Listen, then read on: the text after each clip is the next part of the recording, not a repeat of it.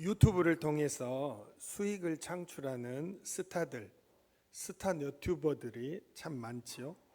구독자 수가 몇십만에서부터 시작해서 몇백만, 그리고 진짜 연예인 스타들은 몇천만 명까지 구독자를 거느리고 있는데요. 엄청난 수익을 올리는 너튜브들입니다. 그런데 이런 너튜브들은 구독자들을 매료시키기 위해 자기들이 가지고 있는 비밀들도 다 털어놓습니다. 개인적인 사생활의 비밀이 아니라, 우리가 예를 들면 병원에 가지 않아도 이것만 쓰면 피부가 하얘집니다, 이런 비밀이라든가, 아니면 이것은 절대 항공사에서는 가르쳐주지 않는 건데 같은 가격으로 더 좋은 자리를 애매하는 방법을 가르쳐 드립니다. 이것만 하면 영어 다 끝납니다. 이런 자기들만이 가지고 있는 노하우나 정말로 학원이나 학교에서 가르쳐 주지 않는 그런 비밀들도 다 쏟아부어야 구독자 수가 많이 생기고 그 구독자들로 인해 수익이 창출이 되는 것이죠. 그래서 저는 너튜브들이 자기 사이트나 또는 자기들이 진행하는 영상 활동에 올리는 그들의 비법을 말하고 싶은 비밀이다, 이렇게 이름을 지어봤습니다. 비밀은 비밀인데 말해야 돼요. 그래야 많은 구독자들을 흡수할 수가 있는 것이죠.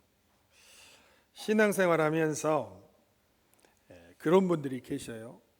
나는 왜 신앙이 잘 자라지 않을까?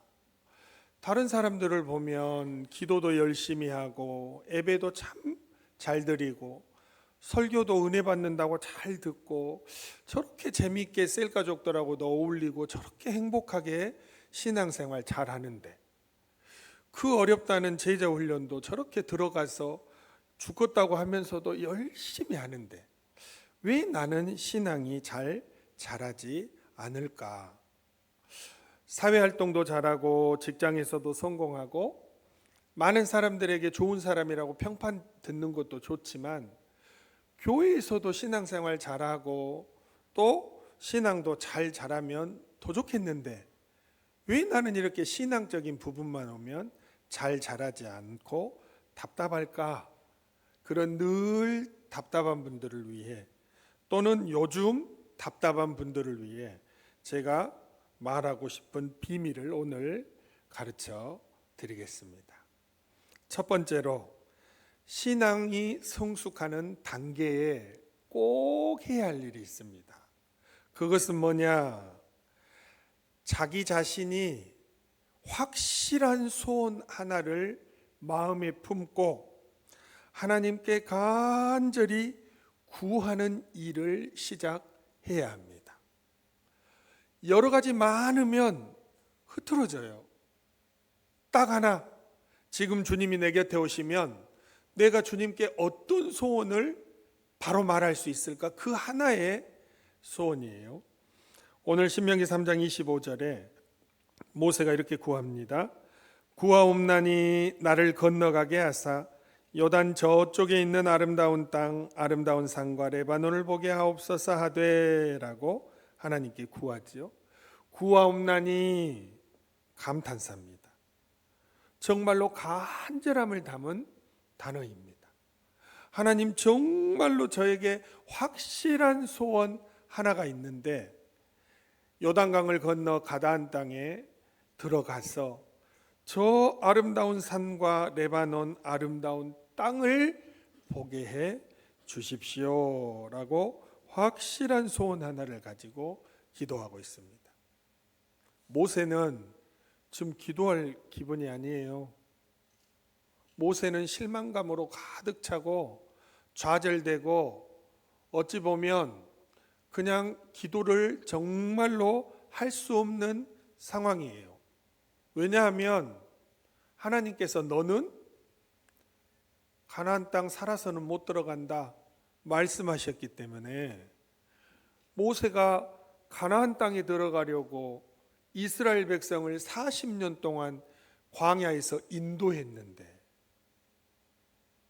인도를 다 해놓고 가나안 땅을 목전에 두고 못 들어간다고 하니까 여러분, 아무리 신앙이 성숙한 자라 해도 얼마나 실망이 크겠습니까? 기도하고 싶겠어요? 예배도 안 드리기가 싫을 것입니다. 그럼 나는 40년 동안 뭐 한 거야? 나는 40년 동안 하나님의 지도자로, 이스라엘 백성의 지도자로 이렇게 열심히 생명을 걸고 헌신했는데 가나안 땅을 못 들어가다니. 도저히 기도든 예배든 할 수가 없는 상황입니다.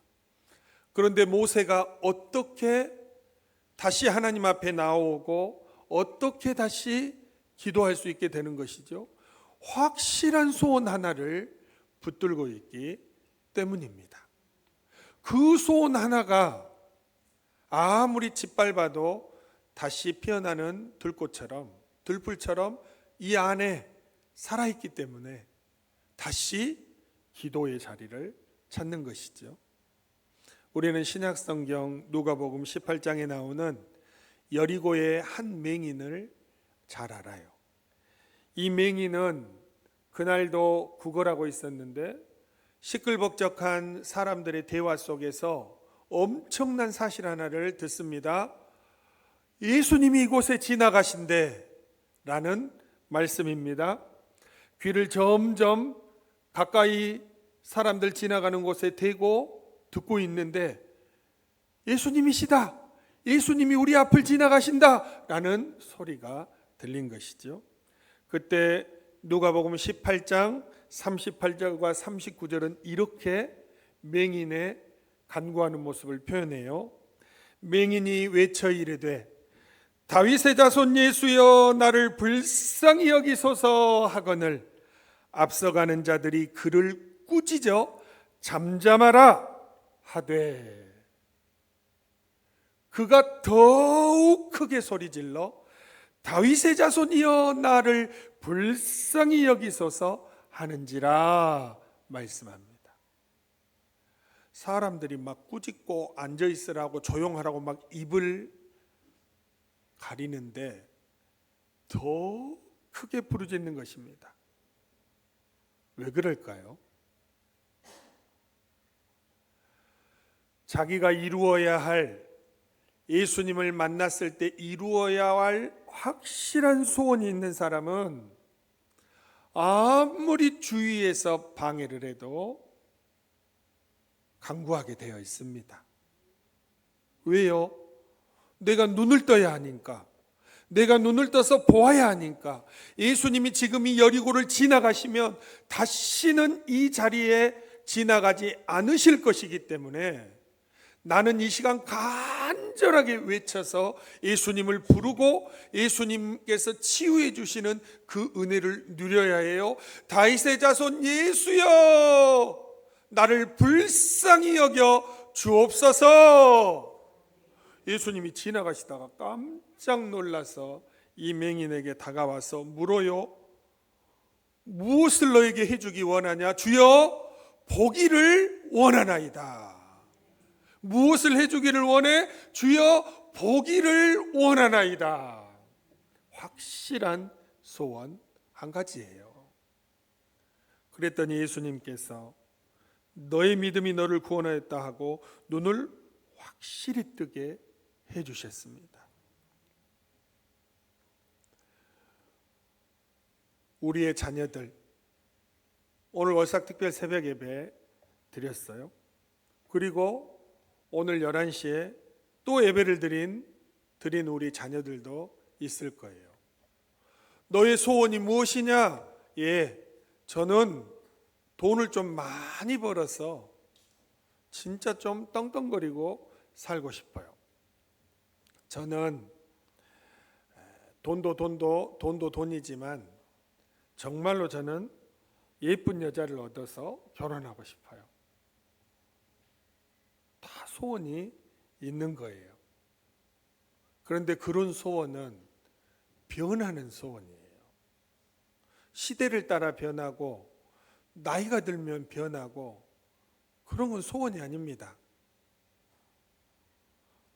주님께 확실한 자기의 소원을 하나 알아야 돼요. 뭡니까? 주님,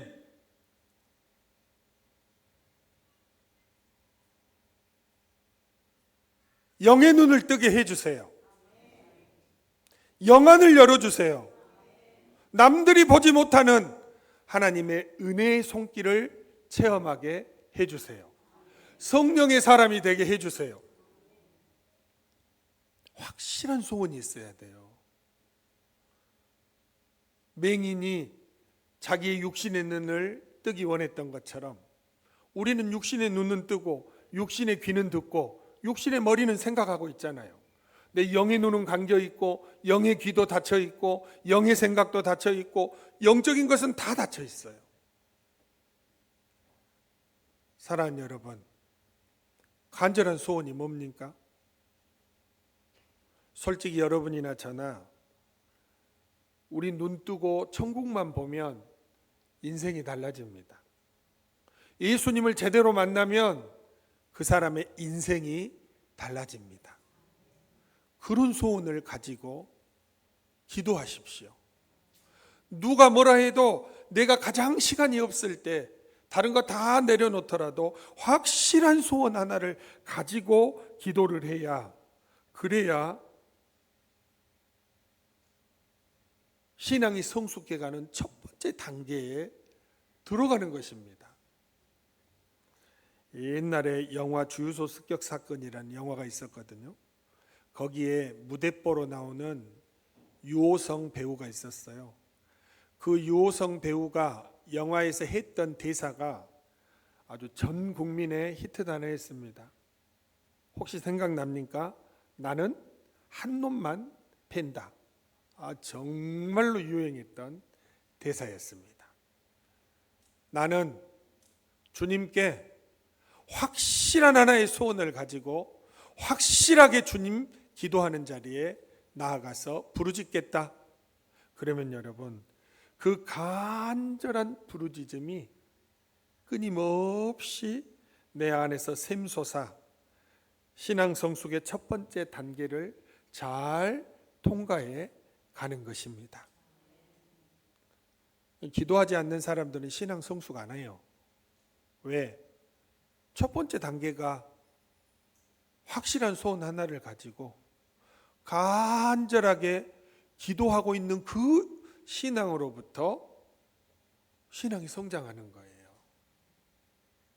두 번째 신앙 성숙의 단계는 기도를 해요.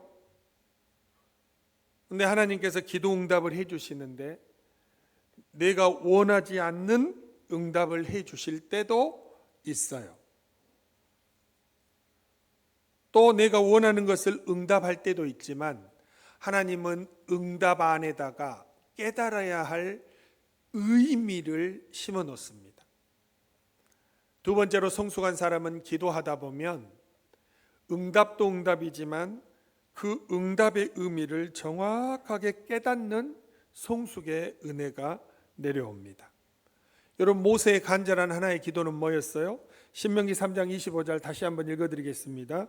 구하옵나니 나를 건너가게 하사 요단 저쪽에 있는 아름다운 땅 아름다운 산과 레바논을 보게 하옵소서 하되 라고 간절히 구했어요. 그럼에도 불구하고 하나님의 응답은 신명기 3장 26절 말씀에 보니까 여호와께서 너희 때문에 내게 진노하사 내 말을 듣지 아니하시고 내게 이르시기를 그만해도 족하니 이 일로 다시 내게 말하지 말라, 이렇게 하나님이 응답하셨다는 거예요. 내가 너에게 베풀어준 다른 은혜도 충분하니 가나안 땅에 들어가겠다는 기도는 하지 말아라, 이렇게 응답을 해주신 거예요. 아니, 들어가게끔 응답을 해주셔야지. 내가 너에게 다른 은혜를 많이 베풀어 주었으니 가나안에는 못 들어간다. 이게 무슨 응답이에요? 거절이지. 그런데 이게 응답이에요. 왜? 거절한 듯 보이는 기도 속에도, 응답 속에도 하나님의 뜻이 들어있기 때문입니다. 신앙이 성숙해가는 사람은 자기가 기도했을 때 늘 하나님께서 들어주시지만 들어주시지 않을 때에도 그 하나님의 뜻을 간파하고 절대 실망하지 않습니다. 혹 실망해도 하나님의 뜻을 알고 다시 일어서는 것이죠. 하나님은 내가 지금 기도하고 있는 이 소원을 이루어 주시지 않아도 이미 나에게, 이미 우리 가정에, 이미 우리 자녀에게 다른 은혜를 많이 베풀어 주셨다는 거예요. 놀라운 사실 아닙니까? 하나님이 지금 내가 구하고 있는 이것 말고도 은혜가 충분하다는 거예요. 그러니까 하나님이 나에게 기도할 때마다 응답의 의미를 깨닫게 하시는데, 그 응답의 의미가 뭐냐? 난 하나님께 이것을 열심히 달라고 구했는데 하나님은 이것 말고도 다른 은혜의 응답의 조건들을 많이 보고 감사하게 하시고 다시 하나님 앞에 나오게 하시는 이런 일들을, 기도하는 사람들의 그 응답의 의미를 깨닫게 하시는 일들을 통해 이루어 가시더라라는 것입니다. 그러니까 여러분, 기도해야 되겠어요? 안 해야 되겠어요? 기도해야지요. 그래야 하나님의 뜻도 알아갈 것 아닙니까? 바울이 간절하게 기도한 사실 알죠? 바울은 시력이 좋지 않았어요. 그래서 그 안질에 관계된 것이 심했다라고 말하는 학자들도 있고, 또 다수의 학자들은 바울이 말하는 육체의 가시는 간질병이었다 이렇게 말하는 학자들도 있고, 여러 학자들의 연구 결과가 있는데 제가 봤을 때는 간질이었지 않을까 싶어요. 그 설교 전하는 사람에게는 치명타 아닙니까? 제가 이렇게 반듯하게 양복 입고 이렇게 딱 서가지고 여러분 앞에서 막 하다가 제가 갑자기 쓰러져 버리고 그러면 권위가 서겠어요? 그런데도 하나님은 뭐라고 말씀하셨어요? 내 은혜가 사도 바울 너한테 족하도다 그랬어요. 그 간질병 안 고쳐줘도 내가 너에게 베푼 은혜가 이미 엄청나게 크다. 그래서 내가 네 옆에다가 의사 누가를 붙여주지 않았냐? 쉽게 말하면 이런 말씀이죠. 의사 누가가 수족처럼 옆에 동행하면서 아픈 사도 바울을 보살폈어요. 그리고 유럽을 누비면서, 소아시아를 누비면서 땅끝까지 복음을 전파하는 거예요. 그냥 그 병을 싹 고쳐주고 선교하게끔 하시면 제일 말끔할 텐데 하나님은 그렇게 하지 않으셨어요. 너무 교만할까 봐 육체의 가시를 그대로 두고 옆에서 돌봐줄 수 있는 의사 누가를 붙여주고, 그리고 그 육체의 가시를 없애주지 않아도 이미 내가 너에게 베풀어진 은혜가 정말로 크다 이렇게 말씀을 하는 것입니다. 여러분, 지금 하나님께서 나에게 베푸신 은혜들, 지금 내 삶에 역사하시는 것들로도 충분합니다. 뭐가 충분해요? 감사하기 충분하다 그 말이에요. 이제 은퇴하셨는데 김남준 평촌 열린교회 목사님이 좀 오래전에 쓰신 책인데 서른통이라는 책이 있습니다. 저는 이 책을 전자책으로 소유하고 있는데 파트 1이 직업에 대한 상담의 내용이에요.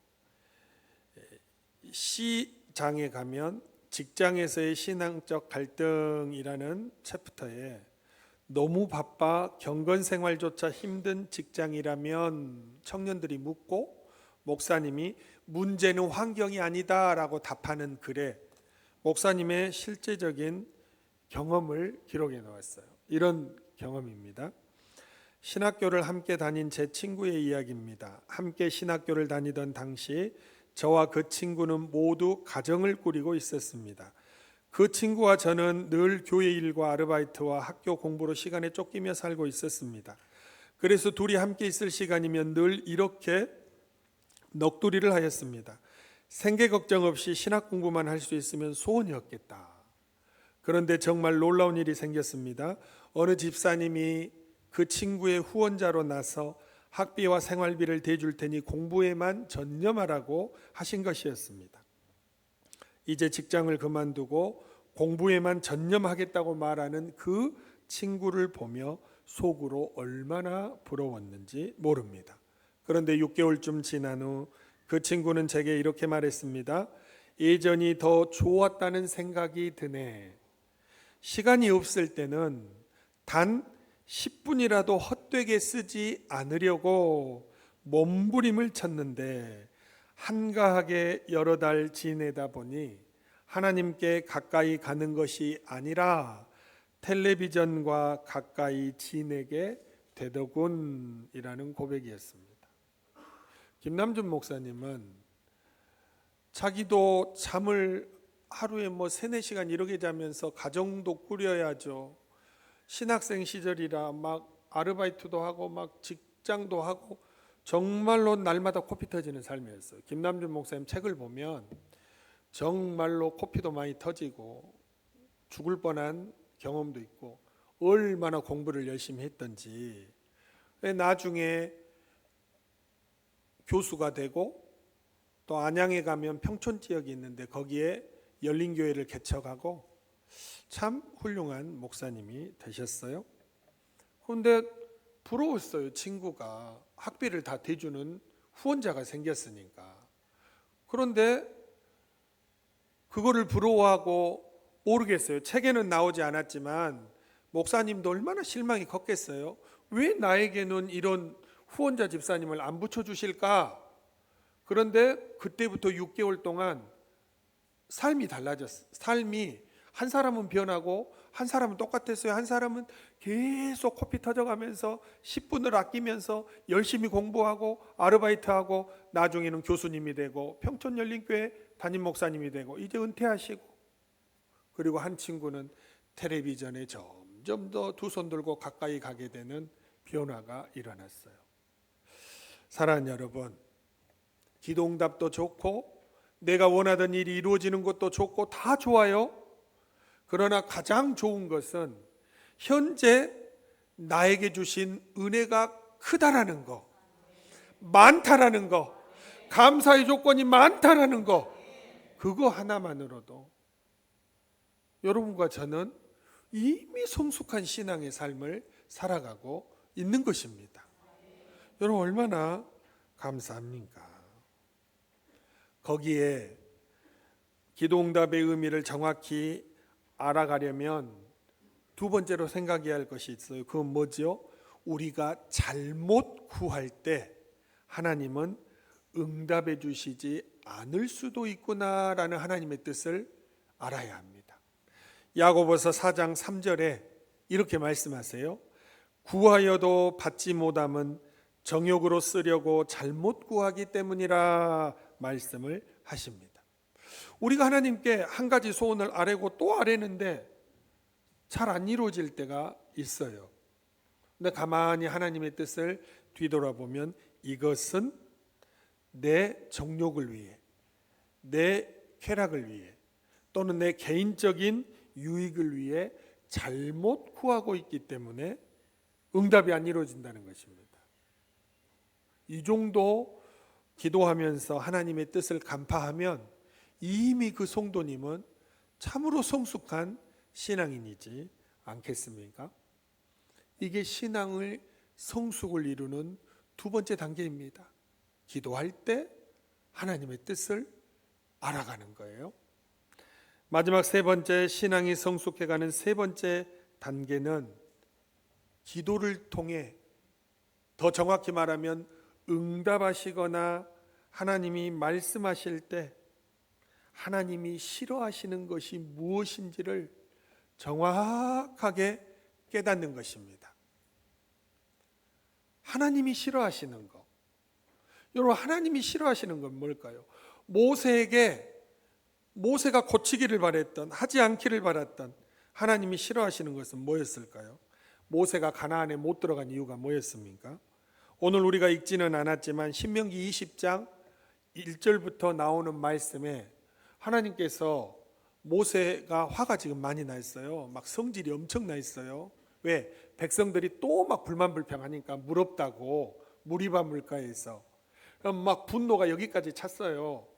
하나님께서 모세를 불렀어요. 모세야, 가서 저 반석 앞에 가서 물을 내라 하고 말로 해라. 말로 성질 부리지 말고 좋게 말로 해라, 이렇게 보냈어요. 근데 모세가 반석 앞에 가서 반석을 보고 딱 말을 하려고 하는 순간 또 저 뒤에서 막 불만불평하고 물 줘 하면서 막 하는 백성들의 소리가 들리니까 한번 딱 쐬다 봤겠죠. 정말 저 원수 같은 인간들 하면서 그냥 반석을 지팡이로 2번 꽝꽝 때리면서 물을 내라 했어요.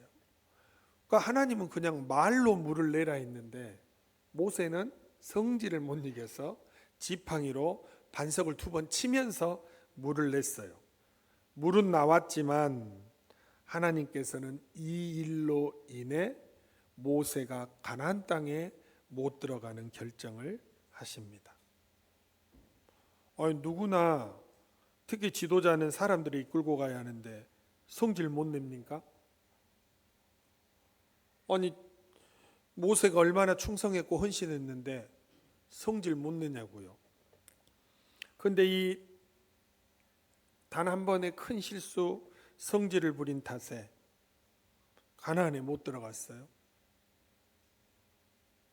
자, 모세가 가나안 땅에 너는 못 들어가 하고 응답이 왔을 때, 또는 하나님께서 너는 가나안 땅에 이제 못 들어가 말씀하셨을 때 예배도 다 집어 던지고 싶고 기도도 안 하고 싶고 그냥 뭐 다 내려놓고 그냥 어디론가 가버리고 싶을 때 모세의 마음을 이끌어준 성숙한 생각 하나가 뭘까요? 하나님은 내 혈기 부리고 내 성질 부리는 것을 정말로 싫어하시는구나. 하나님 나라를 이루어가는 일에, 공동체의 평화를 이루어가는 일에 내 성질로, 내 혈기로, 내 꼬라지로 그것을 방해하고 분열시키고 화평을 깨트리고 독선적이고 다투게 만드는 이 성질 부리는 것을 정말로 하나님이 싫어하시는구나. 이것을 깨달았는데 이미 늦었어요. 깨닫고 나니 이미 가나안 땅에는 못 들어가게 되는 것이고 기도를 했는데도 못 들어가게 됐어요. 사도 바울은 에베소서 4장 26절과 27절에 여러분과 저에게 하나님의 뜻을 명확히 전합니다. 분을 내어도 죄를 짓지 말며 해가 지도록 분을 품지 말고 마귀에게 틈을 주지 말라 말씀을 하십니다. 세 번역으로 한번 봐볼까요? 화를 내더라도 죄를 짓는 데까지 이르지 않도록 하십시오. 해가 지도록 노여움을 품고 있지 마십시오. 악마에게 틈을 주지 마십시오. 이렇게 말씀합니다. 사랑하는 여러분, 어찌되었든 하나님은 자기 혈기 부리고 자기 성질 부리고 자기 꼬라지 부리고 하는 거 진짜 싫어하십니다. 성령님은 정말 그거 싫어하십니다. 어떻게 해야 하겠습니까? 여기에서 성숙이 이루어지는 것입니다. 자기의 모난 부분을 또 깎고 하나님 앞에 또 회개하고 또 생각하고 내가 화를 내고 내 주장을 강하게 하고 다른 사람의 마음을 아프게 하고 내가 공동체를 다투게 하고 분열되게 하고 내 성질머리로 인해서 모두가 고통스럽게 하고 이거 정말 하나님께서 싫어하시는 일이구나. 이것을 통해 신앙의 성숙을 이루어가는 것입니다. 그래 여러분, 자기가 할 말이 있고 자기의 막 성질이 나고 해도 이것을 참고 인내함으로, 그래서 여러분 신앙인이 성숙해가고 많은 사람들이 인정하는 훌륭한 신앙인이 되는 것입니다. 여러분 어떻습니까? 오늘 신앙의 성숙을 이루어서 많은 사람들에게 인정받는 비밀을 제가 오늘 말씀해 드렸어요. 하나님의 성품에 참여하는 사람이라는 홍성건 목사님의 책이 있어요. 이 책은 지금은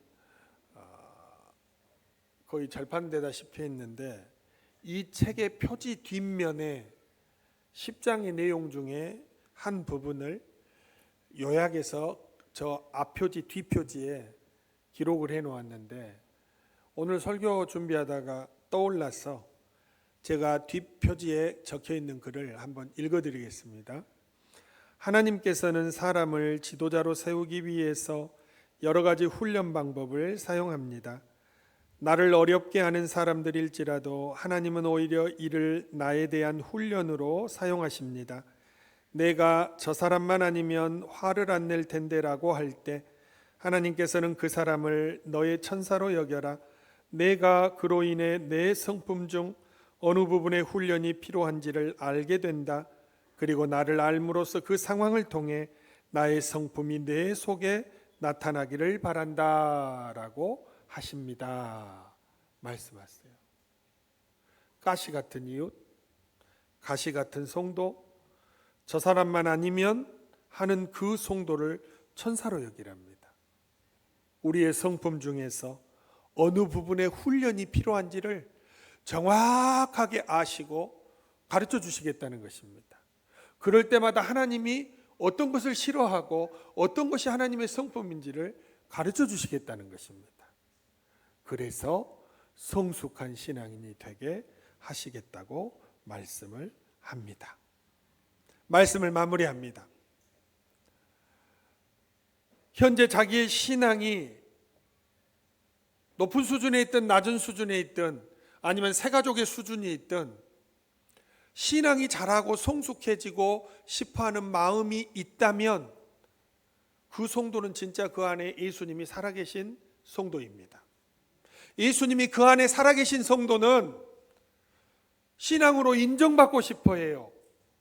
사람들에게 인정받는 걸 목표로 하는 게 아니라 그냥 인정받는 성숙한 좋은 신앙인이 되고자 하는 선한 뜻이 있어요. 목사인 저도 여러분도 그게 있어야 정상입니다. 그게 있어야 믿음의 사람이에요.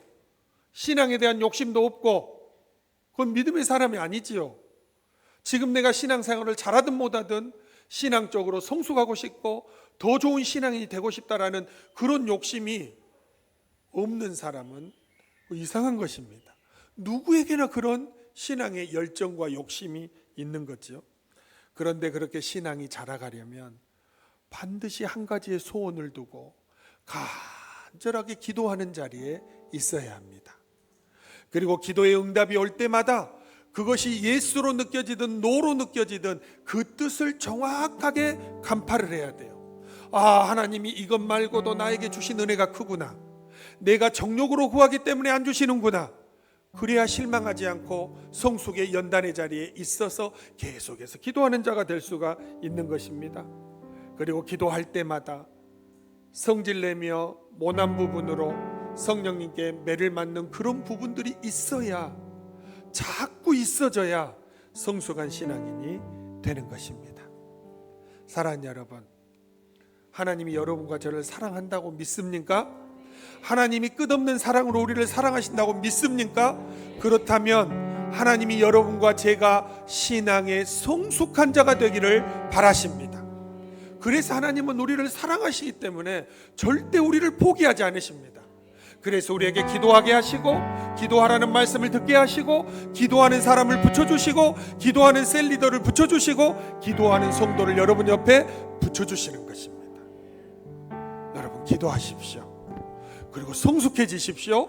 하나님의 뜻을 깨닫고 하나님이 싫어하시는 것을 절제할 줄 아는, 하나님 사랑에 응답할 수 있는 그런 아름다운 성도들이 다 되시기를 간절히 바랍니다.